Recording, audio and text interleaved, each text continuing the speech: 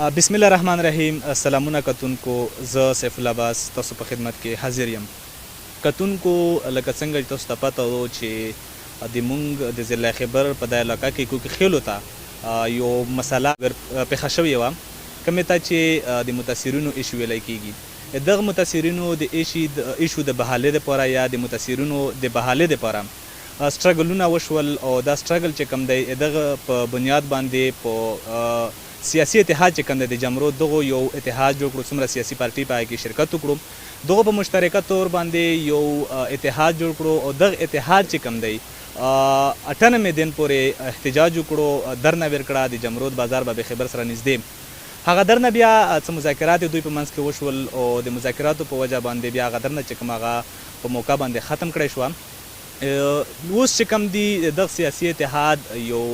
کابینه چې کومه هغه بدله شوې ده، د زړې کابینې چې کوم هغه ټایم ختم شوی و، او نوې کابینې چې کومه هغه جوړه شوې ده. دا نوې کابینه کې د قبایل تحفظ مومنټ ترجمان چې کوم دی حاجي داود شاه قبایلستاني دا صدر ټاکل شوی دی، او وسره چې کوم دی زرولي افریدي د پاکستان مسلم لیگ نون دا جنرال سیکرټري چې کوم دی د دغه سیاسي اتحاد ټاکل شوی. اوس د ما سره د سیاسي اتحاد چې کوم صدر حاجي داود شاه قبایلستاني دا په پروګرام کې موجود دی. تاسو ته پروګرام کې هرکلی ویم.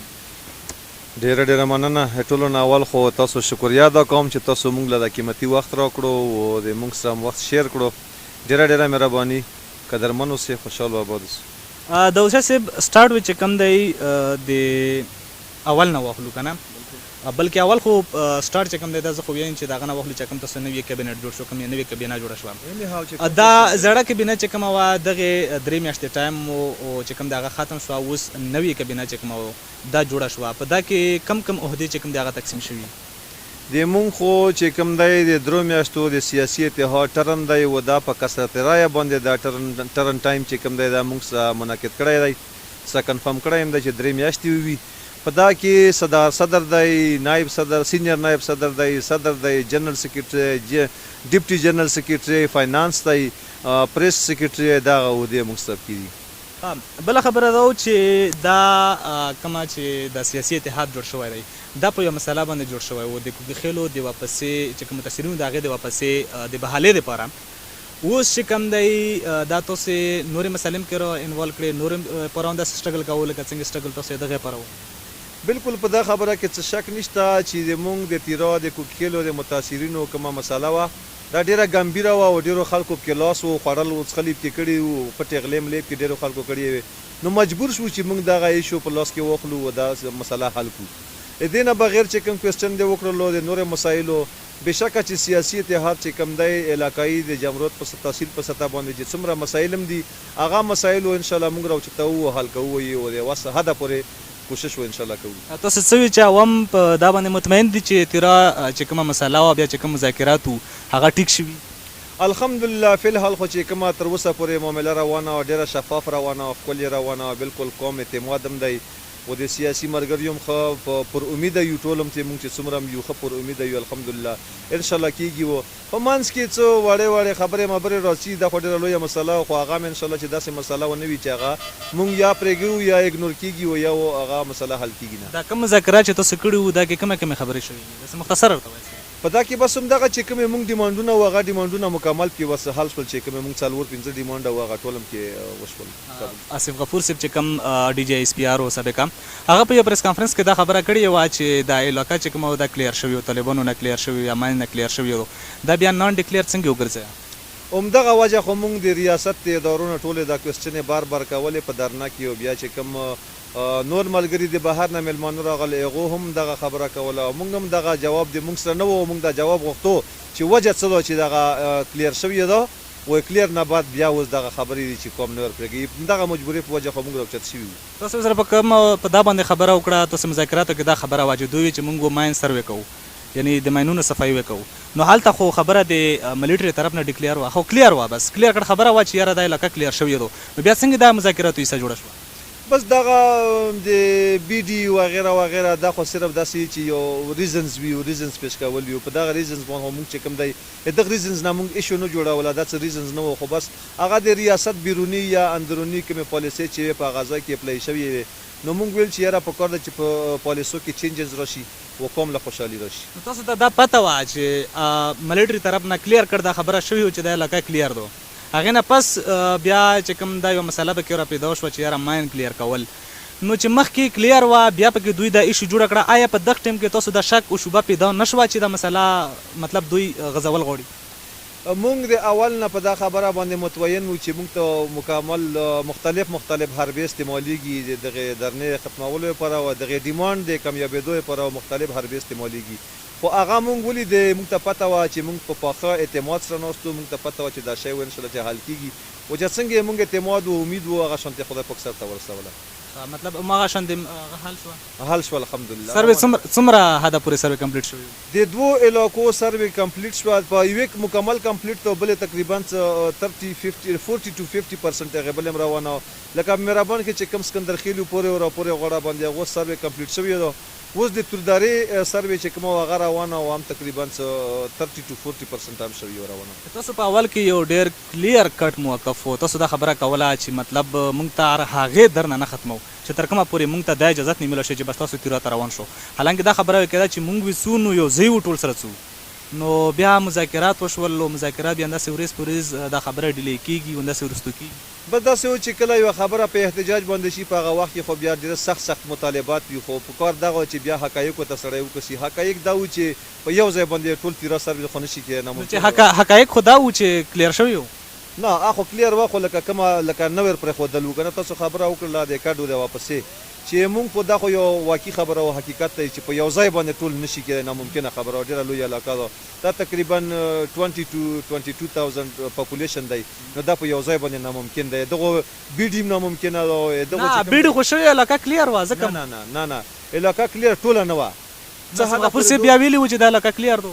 نو بس دو خو ویل که نه چې کلیر ده، خو دو خو بس هغه بیروني و اندروني پالیسۍ وې، خو ما یې ته اول وویل که نه په دا ځای کې یو په دا خاص بالخصوص په راجګال باندې اپلای شوې وې او پکې امپلیمنټ وې او بس پکې لاګیاوې شروع وې، نو موږ یې ویل چې دغه پالیسو کې دا چینجز راشي، نو دغه چارې خو کور دی آباد د اسټیبلیشمنټ او نورې متعلقه ادارې چې کومې بالکل هغه پالیسو کې چینجز راوستو او د قوم د خوشحالۍ لپاره دا کار وکړو. دا کوم مذاکرات چې وشول دا د چا سره وشول؟ د اسټیبلیشمنټ سره مشول او د کومه چې کومه پولیټیکل انتظامیه وه زړه د هغې سره مشول او وسره دوسته چې کومې متعلقه ادارې وې هغو ټولو سره وشول لکه FDMA وغیره وغیره. دا کې دوسته ریټن فارم کې مذاکرات وشول؟ بالکل شوي دي دوسته. دا ریټن فارم کې تاسو خلکو ته وښایل؟ بالکل هم ښایي دي قوم ته مو ښایي؟ بالکل هم قوم مطمئن شو؟ بالکل مطمئن. څو خبرې په قوم کې راپورته کړې چې یاره په دا کې پیسې واخیستل شوې او په دا کې چې کوم د دوی پرې شرایع شول یا دوی تنګ شوي وو و دغه وجه نه بس دو صرف خبره بس دوی چې صرف مونږ کور ته لاړ شو بس دا الله نه بس صرف تخشینه خلاص کړي، دا حقیقت دی او که نه هسې په هغه باندې مبني؟ دا داسې وایي چې په دا کې ډېر خلک داسې وو چې هغو په زاړه غبنې کړی وو، زاړه وال ټکه هغه خوړل مړل یې کړي وو، نو هغه دا خط شوی وسه چې یاره مونږ نه اوس دا پوښتنې کېږي او هغه پرېښودونکي خو نه وي پوښتنې خو خامخا کوو، نو موږ ته یې دا هتکنډې استعمالولې خو هغه هتکنډې دوه ناکامې شوې. په یو ټیم کې ځوانکو کې خیل اتحاد چې کوم دی دغه یو هڅه دا دوی هم روانه کړې وه، تاسو سره په دې کې شریک شوي مو تر ډېره حده پورې و دوی مختلف چې څومره پولیټیکل پارټي د هغوی قایدینو له لاړل و هغوی دروازې وټکولې او په هغوی باندې پریس کانفرنس یې وکړې چې یاره دا ایشو تاسو راوچته کړو، موږ سره پکې مدد وکړو. کله چې مذاکرات راغلل نو موږ پکې هغه ونه لیدل، داسې سایډ لاین ده شول، دا څه وجه وه؟ هېڅ نه سایډ لاین ته شوي دي، هر میټینګ نه مونږ خبر کړي، په هر میټینګ کې راسته وو دو سټرګل مونږ ته د سټرګل مونږ احترام کوو، واقعي خبره د سټرګل یې کړه، یا که یو وړوکی تنظیم وي او که غټ تنظیم وي او که تحریک دی او که پارټي سیاسي ټولو د خپله وسه پورې کوشش منډه تر روان دي. هغه کې خو بیا مونږ ونه لیدل چې کله مذاکرات کې تاسو تورا ته روان وو هغه چې کوم ډیلیګیشن تاسو راغلی وو؟ و راسره په مذاکراتو کې راسره وو، خو تیراله چې کله تلو نو په تیرا کې بس والله عالم د 20 قسمه مصروفیات رادرومي، نو شاید چې دو مصروف وی په دا وجه کنې نور څه منایي نه په قوم باندې وه او نه په یو ویلفیر باندې وه او نه په هېچا وه. دو بیا پکې څه لنه ولکه څه دو خفه وو که څه وجه وه؟ هېڅ نه خفګان مونږ طرف نه خو هېڅ خبره نشته او نه څه منایي راغلې ده، خو دو کېدای شي شاید چې څه مصروفیاتو په وجه باندې ونه وایي، هغه دومره څه اهم خبره نه وه، صرف افتتاح خبره وه. روان وخت کې وې د کوم چې سیاسي اتحاد دی دا کومې کومې داسې مسلې چې تاسو په ذهن کې وي چې یاره دغه مسلې پر باندې موږ غواړو چې مخکې تګ وکړو، د مسلې اورېدو پر خپل کوششونه وکړو، خپلې هڅې وکړو. د مسایلو نه یې که راونیوه نو مسایلې خو ډېرې زیاتې، بلکې زموږ د قبایلستان نه مسایلستان جوړ شوی دی چې مسایلو ته یې خبره را واړوله نو هغه ته اوس زه په یوه ګنټه کې چې ټولې مسالې کوم نو نه ختمېږي خو غټه خبره ورته دا وکړم چې نیکسټ سټیپ و انشاءالله په صلاح په مشوره باندې او پر کثرت رایه باندې انشاءالله چې د 3G او 4G به حل کوو چې هغه د سټوډنټانو په مفادو کې ده. بالکل ډېره زبردسته ایښي وو. بله خبره مو لکه همدغې سره ریلیټډ یوه خبره کول غوښتل چې یوه مسله داسې راشي په دا کې خو د هرې سیاسي پارټۍ چې کوم وي تاسو سره کسان کې موجود وي بعضې تاسو به کومې مسالې داسې اخلو په کومه طریقه باندې اخلو چې مطلب تاسو دا وایو چې په دا کې کیدای شي د سیاسي یو پارټۍ موقف بدل وي هغه پکې بدل وي نو هغه به تاسو د دغه پلیټفارم نه هوارولو کوشش کوو هغه پارټۍ سره به څه کوو هغې به څه طریقې کار وي. کوېسچن د خیر ښه وکړلو بد نه خو داسې ده چې زموږ سیاسي اتحاد چې کوم دی دا د پارټۍ د مفادو لپاره بالکل موږ نه استعمالوو دا د موږ په دستور کې لیکلي شوي سره لیکلي موږ دستور هم جوړ کړی چې د یو پارټۍ د یو تحریک یا د یو ویلفیر لپاره موږ سیاسي اتحاد نشو استعمالولی دا د یو قوم د وسیع تر مفادو لپاره وي. د پټان زمان باندې هم خبرې دوباره بیا روانې شوي دي په دا کې تاسو څه موقف دي؟ نو د کارمانه د پرسنل تحریک په حواله سره پښتنه نه زه بذات یو صدر چې تاسو دغه سیاسي اتحاد صدر یو په دا حیثیت خپلې خبره ده وکړه لا موږ ته وختي ویل چې موږ دستور درسته چې موږ یو پارټۍ یا یو سیاسي اتحاد یا د هر څه لپاره د پرسنل لپاره چې کوم د هغو مفاد لپاره نه د سیاسي اتحاد د قومي وسیع تر مفاد لپاره دی. بله خبره دا کوم چې دغه اتحاد نه بغیر د موثقه پارټۍ د قبایل تحفظ مومنټس را کومې پارټۍ هم د موږ سره په سټرګل کې حصه اخیستل غواړي هغو ته بالکل اجازت دی. مقصد دا و چې دا ایشو چې کوم دا هم د پارټا سره ریلیټډ ایشو دا هم یو کومي ایشو د انضمام او نه انضمام کول په دا کې تاسو دا د هرې پارټۍ چې کوم خپل سوچ او فکر او خپله نظریه وي او د بل چا نظریه چې کومه په بل چا باندې نه اپلای مطلب دغه تاسو د پلیټفارم نه نشو استعمالولی نه سیاسي اتحاد نه دا بالکل قطعا نشو ځکه کولی چې د هر چا د اوس موږ قبایل تحفظ مومنټ چې کوم خپل هغه نظریات او سوچ او فکر دی او د هرې سیاسي پارټۍ خپل سوچ او فکر یو هغه داسې و چې البته دا کولی شو چې موږ سره کینو میټینګونه سره وکړو خبرې سره وکړو په سیاسي اتحاد نه هټ کې موږ د پارټو سره کینو خبرې سره وکړو اتحاد جوړ دا ډېره زبردسته خبره و. بله مو دا کوله چې مخکې وې لکه اول په سرمایو تنقید کولو تنقید د ما حق دی چې زه وکړم چې کله دا مذاکرات کېدل په دا مذاکراتو باندې ډېرو خلکو تحفظات و هر سړي خپل تحفظات پیش کول خو په هغې کې بیا داسې کېدل چې خلکو ته وې ویل چې یاره تاسو لنی په کار چې تاسو تنقید وکړو تاسو لنی په کار چې تاسو لکه په دا مسالو باندې چاته څه تحفظ وي چې یاره دا په کومه طریقه حل شوه دا څنګه حل شوه دا یو کوېشن کول په دا باندې څوک رایسارول وغیره دا خو په نیکسټ ټایم کې نه دا خو معلومه خبره ده چې د هرې مسالې خدشات هم وي فایدې هم وي او هر یو مطلب سایډ یې وي ډېر سایډونه دي او پکې هر څه چې خدشات هم کې راځي او هر شی کې راځي دا خو معلومه خبره ده چې شک نشته. د استاد صاحب په اخر کې ته زه بیا وایم چې د وخت راکولو ډېره مهرباني قدرمن اوسو خواد و آباد اوسو بالخصوص د انګازې ټي وي تاسو ډېر قدر کوو عزتمن اوسو شکریه ادا کوو. کتونکو د سیاسي اتحاد نوی مقرر شوی صدر داود شاه صاحب چې هغو خبرې تاسو واورېدې ما له راکړې اجازه